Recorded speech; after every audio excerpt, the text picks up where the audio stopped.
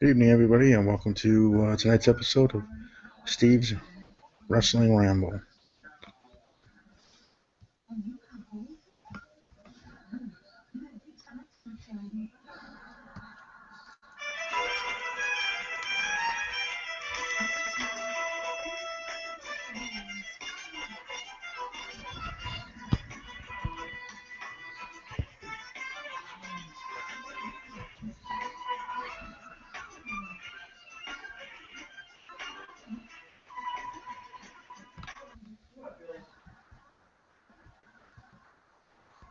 I want to start off there with the theme, obviously, with him being the one that answered the call or the challenge, however you want to dub it. Alberto Del Rio is back in the WWE, and not only is he back, he is your new United States champion. Again, welcome to Steve's Wrestling Ramble. I'm your host, Steve. As I do for each and every pay-per-view, I have my predictions on Friday afternoon or evening, and then my review minutes after, an hour after, however my schedule dictates, on the night of the pay-per-view. Steve's Wrestling Ramble is back in that sort of capacity, not as a full-time show anymore, because I have my NFL show that I do weekly here on this channel, and other things that I talk about, other sports, NASCAR, baseball, and Gravity Falls, TV show Castle, and other things that I talk about. So if you are interested or if you do enjoy my content, enjoy this podcast, welcome to subscribe. You're welcome to like this video, even if it's a mere fact of being a WWE fan. Like this video if you enjoyed at all. WWE Hell in a Cell, and that is what the name of the pay-per-view is. It just finished mere moments ago. At least for me, I'm on my feed of the WWE Network. I don't know if anybody else has had issues with the network feed for pay-per-views or for any of your programming on the WWE Network. Now, they have great content, and that's just true. It's dang true. But with Unfiltered, Table for Three, even Legends with JBL, which they only had one guest so far, but I'm sure that'll build up. The new Breaking Ground show, detailing the behind the scenes of NXT rookies and how they make it up into the business. Make it through, and up the ranks in this business, or in the business of professional wrestling, sports entertainment. So a lot of great content, but at least for me, for when I watch pay-per-views live, or even any other content like that, Unfiltered or whatever, is that sometimes it does a double take, as in, I'm watching one part, let's say, actually the intro of Brock Lesnar tonight at the pay-per-view. When the music started, and then obviously it kept going, and then it went, like a double take, it went back to there, it kind of has that, it didn't skip, it just went back. It just had that kind of reversal skip kind of thing. It was kind of weird, different, and whatever. I don't know. You let me know in the comment section below, or let me know in the chat here live if you had issues with the feed, if you had any issues at all. I think that's the only issues I've ever had with the WWE Network. It's been able to stream for me. I've never been cut off, so to say, during watching a program. It's just that after, while I'm watching, it does that kind of reverse thing, so it's kind of weird. But anyways, topic on hand here to review everything that went down in the aftermath of WWE Hell in a Cell. First, I'm just going to be talking about the major points. First off, Alberto Del Rio answered the call, as you saw by the theme music I used to open this episode. Him being the one, I obviously did not predict that here, nor did I predict that in any other podcast I was a part of doing any sort of predictions or thoughts and discussion on John Cena, the U.S. Open Challenge for tonight. Whether it was main event marks, or talking WWE with Jay, or even on Twitter at all, with discussing with other people at the Twitter handle there in the banner. Did I ever think that Alberto Del Rio would be the one to answer the call, or answer the challenge, and take on John Cena for the U.S. Championship? I thought it was, a myriad of different superstars, but Alberto Del Rio was not one of them. Heck, I thought Baron Corbin had a higher percent chance of answering the call than Alberto Del Rio, in my honest opinion. Now, I'm glad that he's there, but like I said, I had in my head Baron Corbin, Dolph Ziggler, Luke Harper, Bray Wyatt, Dean Ambrose, Roman Reigns, Brock Lesnar, Big Show. There was so many myriad, like I said, myriad of superstars that I had in my head that could answer the call and answer the challenge to face John Cena tonight. But Alberto Del Rio did not even enter my mind, even though ironically, I think it was a week ago or 2 weeks ago on the show that I co-host, Talking WWE with Jay, and I think I also brought up once on a Main Event Marks episode, I think, um, about some rumors that I heard about Alberto Del Rio wanting the WWE reaching out to Alberto Del Rio, seeing if he wants to come back to the WWE kind of situation here, and people were thinking, oh, that was just because WWE was trying to get more, diversity in WWE, with the, with that kind of situation, trying to adhere maybe to the board of directors wanted that. I don't know, but like I said, I didn't expect it, but I certainly enjoyed it, and I certainly was happy that Alberto Del Rio was back with everything that happened with him being, in my opinion, fired unfairly because it was more the other person's fault than his in the situation. If you don't know about it, Google it, check it out for yourself. Us WWE fans, we're smart. Just if you don't know about what happened, um, then you should definitely read up on that or find out in interviews that Alberto Del Rio has done since and talking about it. So I think he was unjustly fired. I saw a tweet by my friend Emmy or CEO, whatever he wants to be called, that was of someone else is talking about. This is WWE's way to say sorry to Alberto Del Rio, not just bringing him back, and not just him winning the United States Championship, but on top of those two, being back, winning the United States Championship, and beating John freaking Cena clean in the middle of the ring. 1, 2, 3, and he didn't even need to use the dang armbar and just submit him, and that kind of way to win the title. He actually went clean with a pinfall. 1, 2, 3. I'm not saying it would have been any less with the armbar, but maybe in the eyes of some WWE fans it would have been less because then Cena lost, but it was just by submission. It wasn't by actual pin. It wasn't a 1, 2, 3. It wasn't that kind of defeat. But then again, other people would say, hey, submission actually is a better way to win a match because you actually made the person force the match to end because they had to submit. Kind of thinking, I don't know, either way. But either way, anyway, however way, Alberto Del Rio is back. He's now the WWE United States Champion. Now, where does he go from here? Where does WWE put Del Rio from here as the United States Champion? John Cena's going to be away. And now he obviously has to feud with somebody. And since he just came back, who should be that first person to feud with? Who? No, it is going to be Dolph Ziggler or Dean Ambrose. But either way, it will be interesting. Interesting indeed. So that's just my thoughts there overall there on that situation, the John Cena Open Challenge. Surprised that it was Del Rio. Happy it was Del Rio. And even more happy that I even got my prediction wrong. And that, or at least wrong in the sense of who I thought it was going to be. Because I said Tyler Breeze. But that I was wrong in that sense. And in the fact that he won the title. So, yeah, I think it was the right call. I wouldn't have been surprised if John Cena would have successfully defended the title and him keeping the belt while he's gone.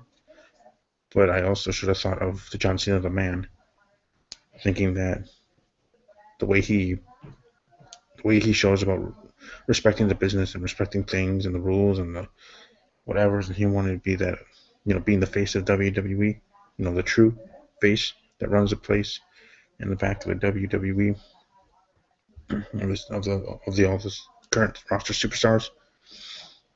And thinking of it that way, that he doesn't, him leading by example, kind of thinking that, okay, he would want to drop it. So that's just the way I should have thought about it. But I did. I thought, maybe something else would happen. Maybe he would have spend it. Who knows? But I'm glad that what happened, and we'll see what happens moving forward for the W. I have a feeling maybe he or John Cena will be opening Raw tomorrow night. But we'll see. Survivor Series, 25 years of Taker. Seems like that's being promoted. And with what happened at the end of Raw, the end of the pay-per-view. I'm sorry. The Wyatt family attacking the Undertaker and taking him with them. That's going to set up, the Survivor Series match. It could be Undertaker, Kane, Roman Reigns, Dean Ambrose, and Sting versus the Wyatt family. Eric Rowan, Luke Harper, Braun Strowman, Bray Wyatt, and another family member. Who knows? 5-on-5, make it 10. Or if you want 4-on-4, then you don't have Sting in there. You just have Kane, Undertaker, Reigns, and Ambrose against the Wyatt family. So that would be cool. And the way that they're promoting it, the way that it seems like they're celebrating here 25 years of Taker, that maybe, just maybe, Survivor Series is where his career is going to end. It's going to be at the end of Survivor Series. Not at WrestleMania, as we all thought, hoped, and wanted. Maybe that's a possibility. He'll have a match with Sting at WrestleMania. But the way it's looking, the way things are being promoted, that might not be the case. It might be Survivor Series that is the end of The Undertaker, which is too bad. He is my favorite of all time. Him and The Rock, 1 and 2 there.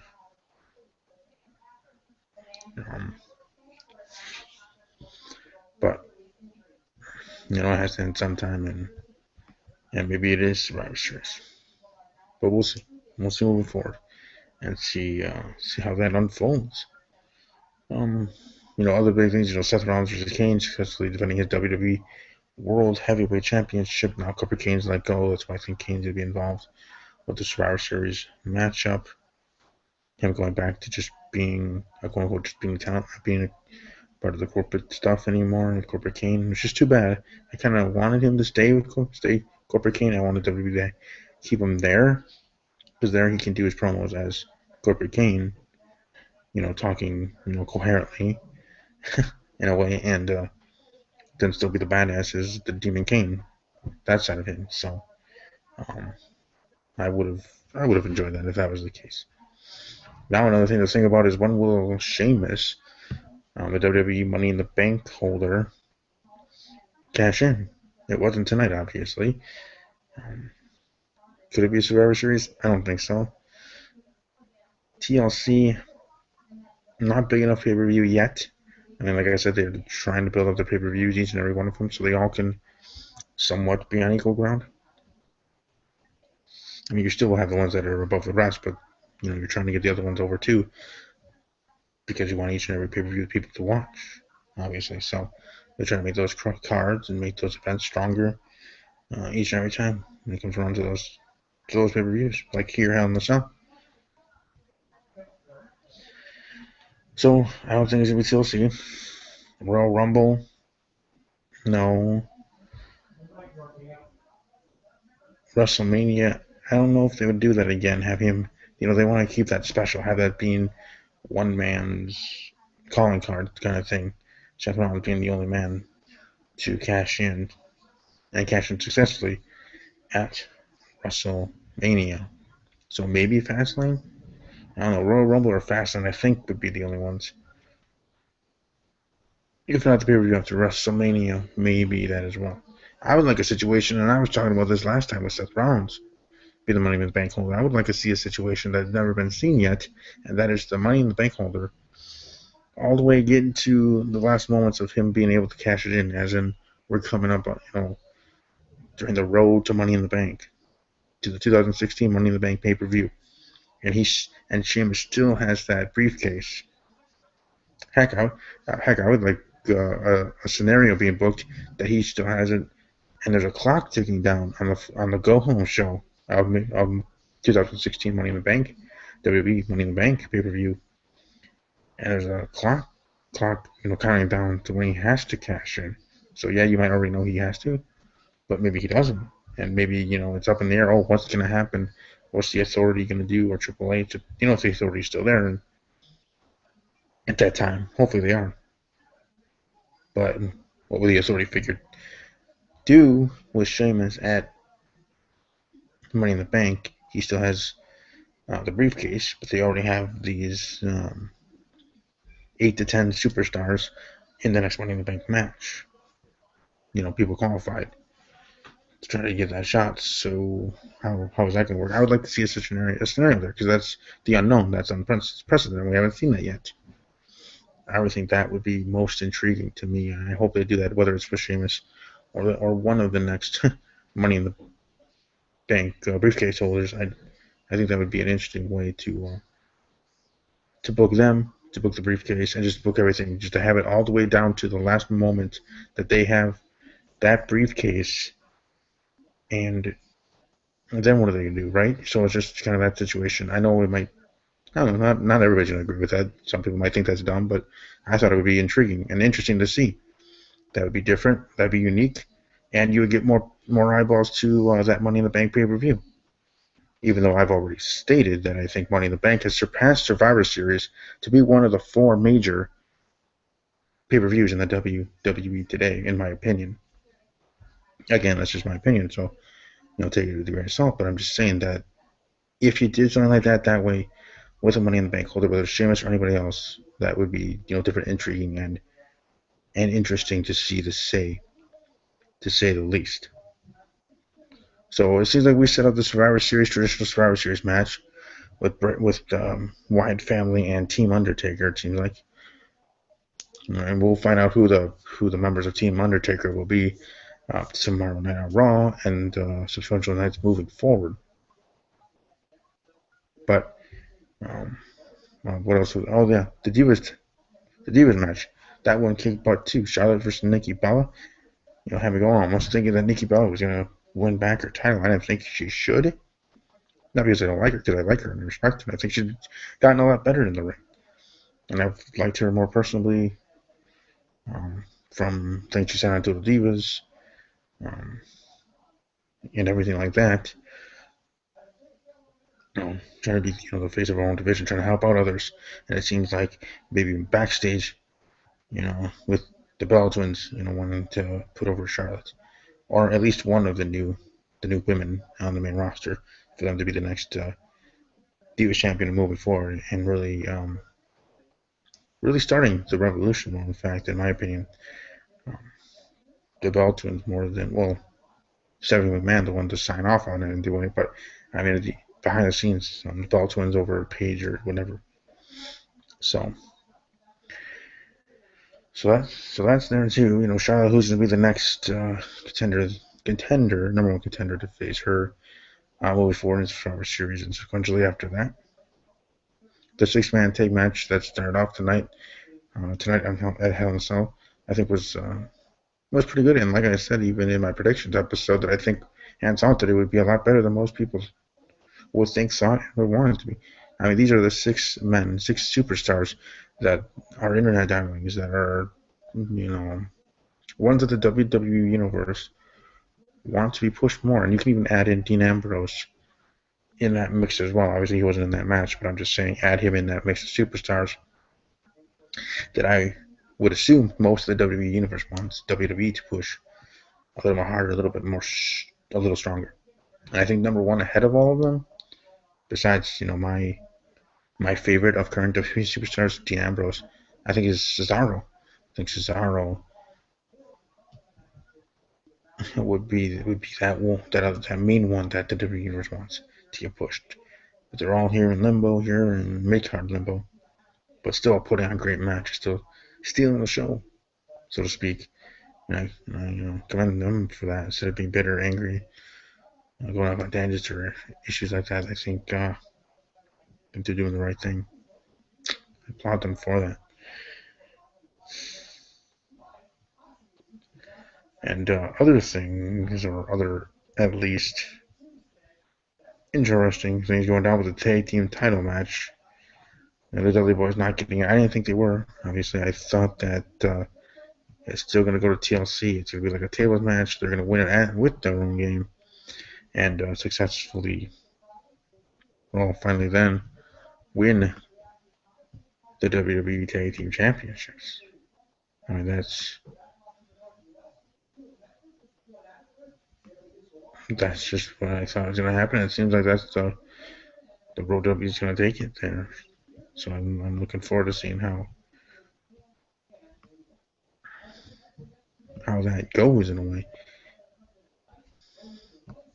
But yeah, but yeah, like I said, I just wanted to jump on here, give my thoughts review of this pay per view.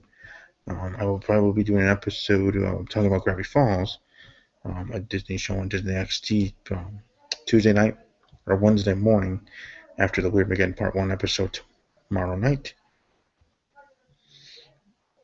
Excuse me, tomorrow night on Disney XD.